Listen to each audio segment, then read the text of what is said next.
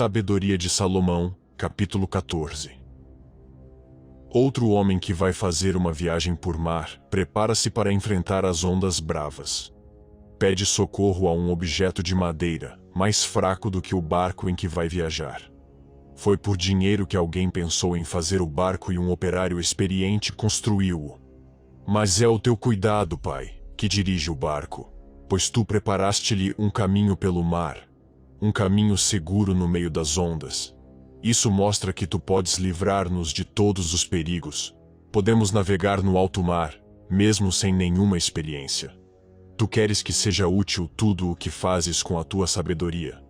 Por isso, sem medo de morrer, os viajantes entram num pequeno barco, navegando sobre as ondas, e chegam sãos e salvos.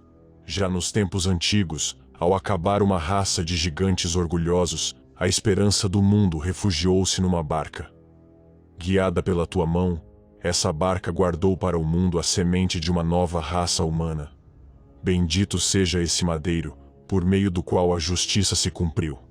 Mas seja maldito o ídolo feito por mãos humanas, e maldito seja também aquele que o fez, o artesão, por o ter feito, e o objeto corruptível por ter sido considerado um Deus.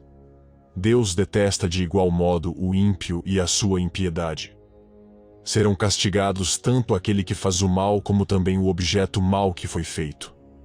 Por isso, Deus castigará também os ídolos dos povos pagãos. Porque mesmo que tenham sido feitos de materiais que Deus criou, esses ídolos sempre foram objetos abomináveis. Além disso, serviram de escândalo para os humanos e de armadilha para os insensatos. A ideia de fazer ídolos foi o começo da imoralidade. A sua invenção conduziu à corrupção.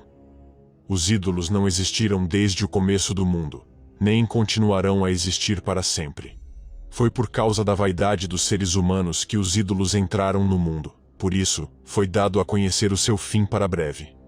Um pai, desconsolado com a morte repentina do seu filho, fez uma imagem semelhante a ele. Aquilo que tinha sido a representação de uma criança morta, passou a ser um Deus que era temido. E o pai criou para a família ritos secretos e cerimônias religiosas. Com o passar do tempo, esses costumes pagãos foram ficando cada vez mais fortes e acabaram por se tornar lei. Por ordem dos reis, as imagens foram adoradas. Os que moravam longe de um rei e não lhe podiam prestar homenagem pessoalmente, imaginaram como ele seria e fizeram uma imagem dele que pudessem homenagear. E assim, por dedicação, lisonjeavam aquele que estava ausente, como se estivesse presente. A ambição do artesão fez com que esse culto se difundisse, mesmo no meio daqueles que não conheciam aquele rei. Querendo talvez agradar ao governante, o artesão esmerou-se para que a imagem ficasse mais bonita do que a realidade. E o povo, encantado com a beleza daquele trabalho, passou a tratar o rei como se merecesse ser adorado. O mesmo homem que há pouco tinham respeitado como se fosse apenas um ser humano. Tudo isso tornou-se uma armadilha para os humanos, pois dominados pela desgraça ou pelo poder de um rei, deram a objetos de pedra ou de madeira o nome que é de Deus e de mais ninguém. Além de terem errado a respeito do conhecimento de Deus, tais pessoas vivem em conflitos provocados pela ignorância, e ainda por cima, chamam paz a todos esses males. Nas suas cerimônias religiosas matam crianças, celebram cultos misteriosos e praticam orgias indecentes. São imorais na vida pessoal, como na vida de casados. Uns aos outros se matam à traição, ou então se ofendem pela prática do adultério.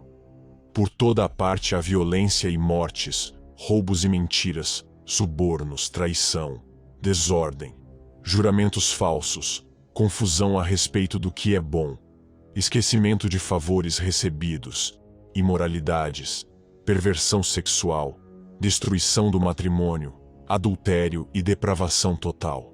Pois a adoração de ídolos sem nome é o princípio, a causa e fim de todos os males. Os que adoram ídolos cometem loucuras nas suas festas, fazem profecias falsas, vivem na injustiça ou quebram facilmente as suas promessas. Eles confiam em ídolos, que são objetos sem vida, e por isso pensam que não serão castigados quando jurarem falso. Mas por duas razões receberão o castigo que merecem. Porque desta maneira dedicados aos ídolos, estão errados a respeito de Deus, e porque desprezam tudo o que é sagrado e juram falso, a fim de enganarem os outros. Os ídolos pelos quais eles juram não têm poder para castigar, mas o castigo merecido dos pecadores cairá sem falta em cima dos injustos.